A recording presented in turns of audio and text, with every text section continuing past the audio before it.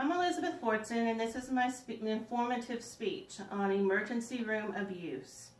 The government is my first topic for emergency room abuse because EMTALA is a law that says they cannot turn anyone away, and so everybody who walks into the ER must be seen.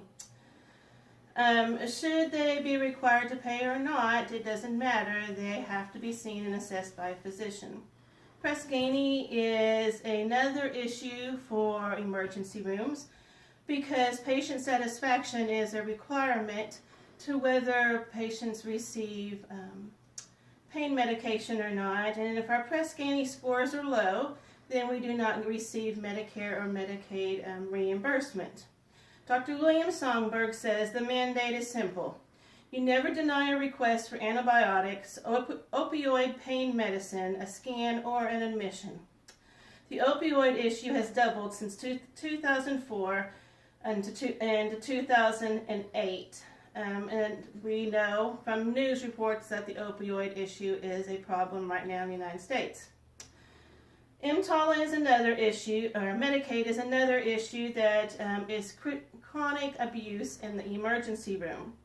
A Medicaid patient says, why do I need to go to my primary doctor when I don't have a copay? I don't have a copay in the ER either, and it is easier for me to go after work, and I don't lose any time off, and it's cheaper to go to the ER when I do not have to pay. So Medicaid is an abusive system that is abusing the emergency room. A study from Science found that those on Medicaid in Oregon made 40% more visits to the emergency room. Medicaid continually pays less to physicians and causes more bureaucratic hurdles. Less and less doctors are accepting Medicaid due to these many problems. Patients that go to the emergency room that have the highest volume of abuse are those that are frequently in the ER. 80% of the patients that are usually seen after hours are family issues that can go to the doctor's offices.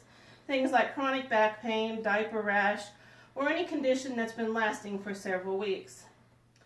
If a person is chronically in the emergency room for drug or alcohol abuse, this is something that needs to be addressed by a physician or a mental health facility. Drug-seeking patients or psych patients are the ones that do this continually. Patients that go to the emergency room and require surgery are usually seen, treated, surgery, and then they follow up with the ER again because they can't pay the specialist or the surgeon, and the emergency room is of course free. Solutions to this: Oregon has assigned social workers to high-cost Medicaid persons, helps them to keep their doctor's appointments rather than to use the emergency room constantly. Washington has a 3 strikes and you're out policy for Medicaid patients. After 3 visits, they no longer pay for unnecessary emergency room visits. However, you can no longer bill the patient for these bills either, so this cost is getting eaten by the emergency rooms. Some urgent cares and freestanding ERs are now accepting Medicaid and need to be used more often. The conclusion is the ER cannot be the medical home of the 21st century. A famous statement made by John McCain, he says, everybody dies of something eventually. However, it can't be of the emergency room abuse.